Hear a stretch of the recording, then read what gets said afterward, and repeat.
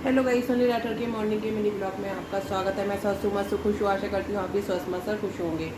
तो अभी जैसे कि संडे का दिन है, थोड़ा लेट सवेर हो ही जाता है, तो ज़्यादा देर ना करते हुए शिव पुराण का अध्याय में आरंभ करने जा रही हूँ। आज है शिव पुराण रुद्र संहिता चतुर्थखंड का दूसरा दिन है, जिसमें स्वामी कार्तिकेय के जन्म की कहानी का वर्णन है। सुनिए।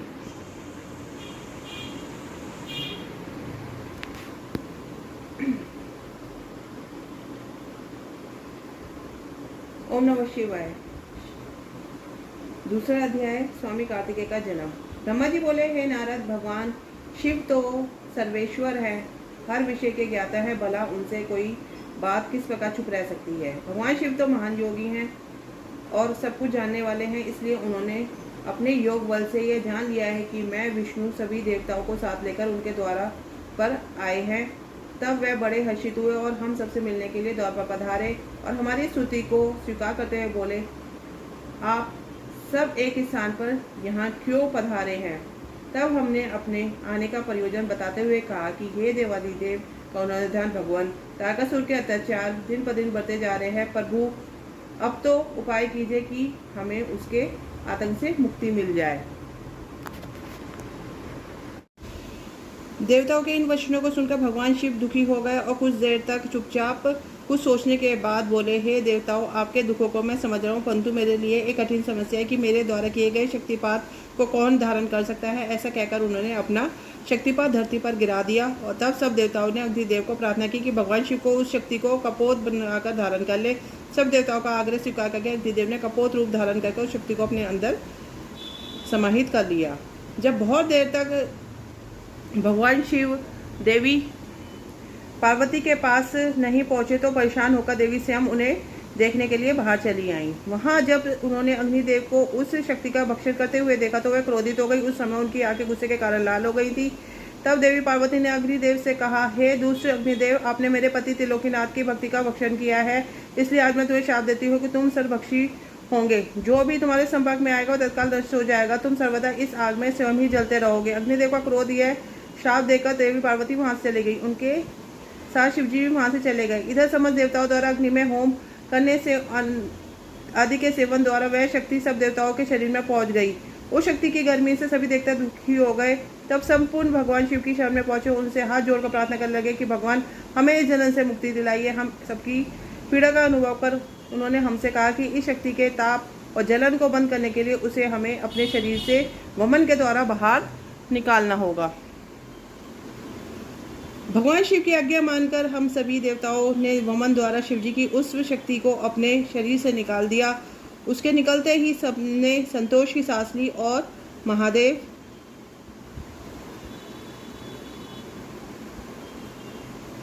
जी की स्तुति करके उन्हें धन्यवाद किया। परंतु अग्निदेव की प्रेरणा किसी भी प्रकार कम नहीं हो रही थी, उसका हृदय जल रहा था। तब मैंने अग्निदेव को भगवान शिव की शरण में जाने की सलाह दी।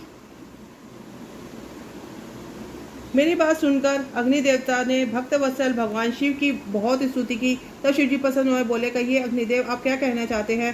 तब अग्निदेव ने दोनों हाथ जोड़कर भगवान को प्रणाम किया और उनकी स्तुति की। तत्पश्चात वे बोले, हे देवादिदेव, कृपा करके मेरे अपराध को क्षमा कर दीजिए। मैं बहुत बड़ा मूर्ख हूँ जो मैंने आपकी शक्ति का भक्षण किया है। आप मुझे क्षमा करें और मुझ पर प्रसन्न हो। भगवान, मुझ पर कृपा करके इस शक्ति के ताप को कम करके मुझे मुक्ति दिलाइए।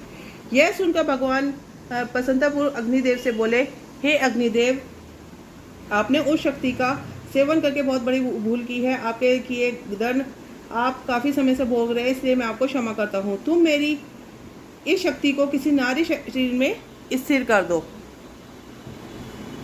ऐसा करने से तुम्हारे सभी कष्ट दूर हो जाएंगे। यह सुनकर अग्नि ने दोबारा प्रश्न किया कि भगवान, आपका तेज धारण करने की क्षमता किसी में भी नहीं है। तभी नारद तुम भी वहाँ आ गए और अग्निदेव से बोले कि जैसा भगवान शिव की आज्ञा है वैसा ही करो। ऐसा करने से तुम्हारे सारे कष्ट दूर हो जाएंगे।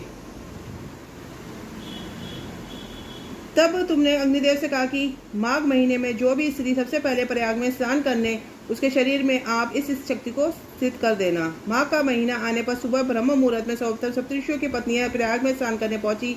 स्नान करने के उपरांत जब उन्होंने अत्यधिक शंका अनुभव किया तो उनमें 6 स्त्रियां अग्नि के पास जाकर आग तपने लगी। उसी समय उनके रोमों के द्वारा शिवजी की शक्ति कर्ण अग्नि से निकलकर उनके शरीर में पहुंच गए। तब अग्निदेव की जलन की पीड़ा से मुक्ति मिल गई।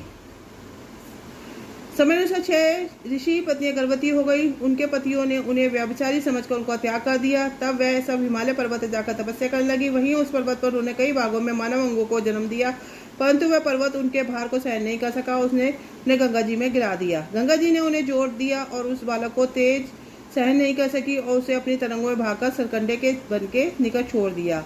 वह तेजस्वी बालक माघ में शुक्ल षष्ठी के दिन पृथ्वी पर उत्पन्न हुआ। उसके पृथ्वी पर आते ही सभी को आनंद की अनुभूति हुई।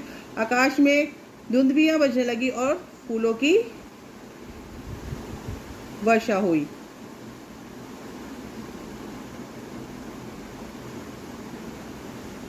इस प्रकार मैंने कार्तिकेय के जन्म की कथा आपको सुनाई। अब मेरे जो दूसरा ब्लॉग है उसमें भी मीनाक्षी राठौर का ब्लॉग है, उसमें गणपति जी के भी गरुड़ पुराण चल रहा है मेरा, वो आपको अध्याय सुनने को मिलेंगे।